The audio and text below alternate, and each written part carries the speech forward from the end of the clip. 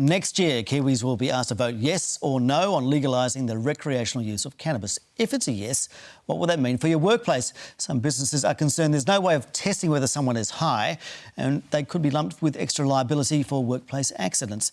Business New Zealand Chief Executive Kirk Hope joins me now. Thanks for your time. Good morning. Currently, if I turned up to work and you thought I was stoned, what would my employer do? You'd probably be tested. So the challenge, I think, with legalisation is you've got to treat it like alcohol because, you know, it's a legal drug. But then you need to find a test which tests for not whether you're positive or negative for the drug, but actually whether you're impaired by the drug. And that's a much, much harder thing to test for, actually. Right. So is there concern amongst employers that there isn't anything which can say, test me if I've got cannabis in me, or whether it's actually impairing me at work? That's exactly right, whether it's impairing you or not. Because you could say, for example, the current test would work like this. You might have smoked a joint 30 days ago, that turns up in the test, but you wouldn't be impaired by that, 30 days later. You may be, but it's unlikely that you'd be impaired.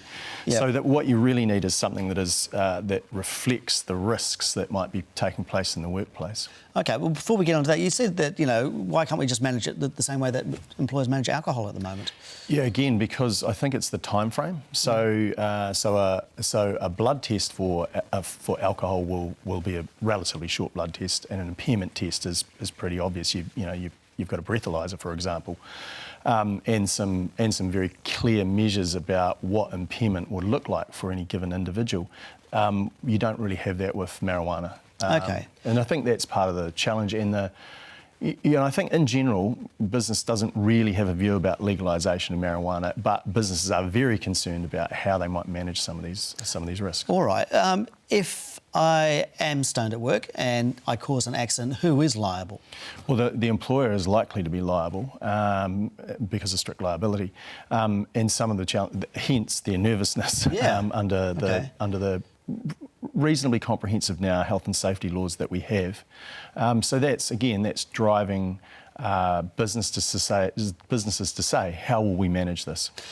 So, yeah, if the business is liable, even though I as an employee have caused it, what changes does the business community want to protect them from that? Well, I mean, do they want changes? Well, so some of the things that this could lead to is saying, actually, we don't want any drugs or alcohol in the workplace, or not even in the workplace, but we can't have people in the workplace who have taken drugs, and that will change people's lifestyle choices. And if marijuana is a legal drug, that's a lifestyle choice that a person is choosing and is allowed to make under the law. And it's going to be pretty hard, I think, for employers to manage that the social context within which they're going to have to say, well, you can't come in because if you cause an accident, we're in trouble.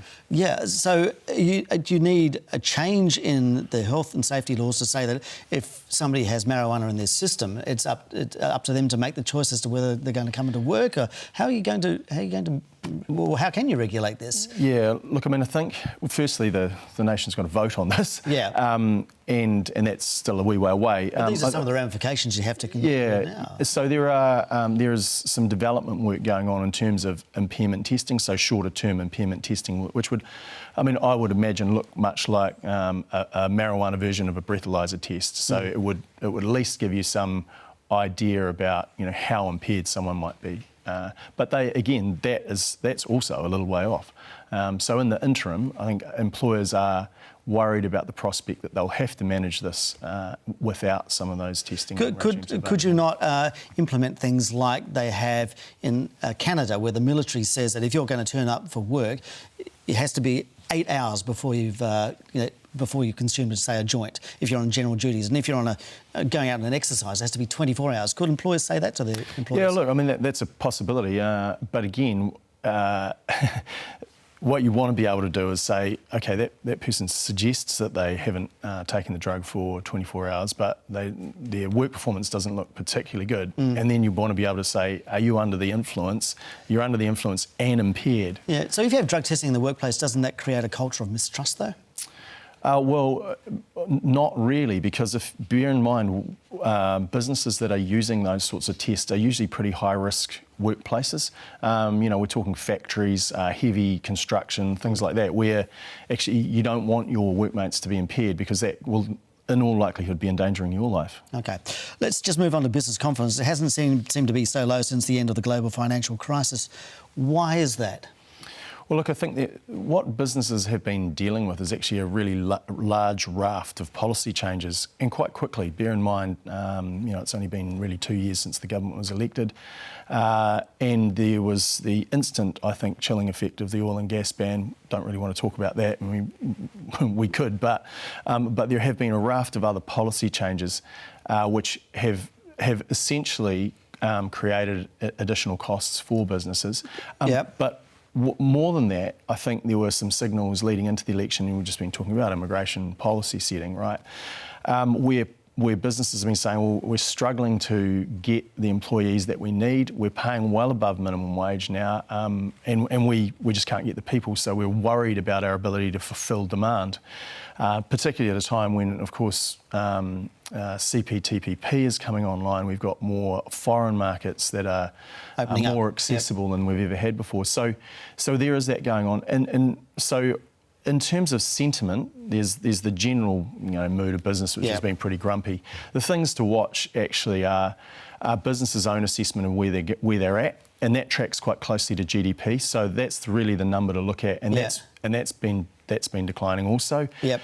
I just want to ask, though, I mean, is you say the businesses are pretty grumpy. Is that just a political bias? Because I noticed that the confidence levels fell off the cliff immediately after the election. Sure. Well, I think, again, it's because you're seeing a policy program which means quite a lot of change for your business, probably quite a lot of cost for your business, and not really much upside. One thing that I would say is that sentiment is now starting to impact in actual investment. So does that mean we're going to see businesses downsize? Are we going to see jobs going? Well, let me just talk about the investment situation first. So in the 5 years leading up to this year, on average, business investment was growing at about 5.4% per year.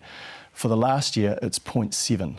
So that tells you that there is a sharp contraction in business investment. So the sentiment is now translating into a real non-activity. That could have some real impact for certainly productivity and jobs, I would suggest, in the future. OK, just finally, do businesses see climate change as a threat or an opportunity? I think both, actually, and I think what good businesses are doing are thinking, how they can manage their carbon footprint. But they're also thinking about the investments that they might need to make to fundamentally change their business, and also some of the products and services that people might need to continue to reduce their own carbon footprint. Because of course, it'll be lots of individuals doing things, lots of businesses doing things, and so on and so forth. So I see it as a threat and as an opportunity. It has been characterised, I think, over-characterised as a threat. I mean, it's certainly real. It's certainly happening. People, I think, are still figuring out how to manage through that stuff. You're right. OK. All right, Business New Zealand Chief Executive, Kirk Hope, thanks very much for your time. Pleasure.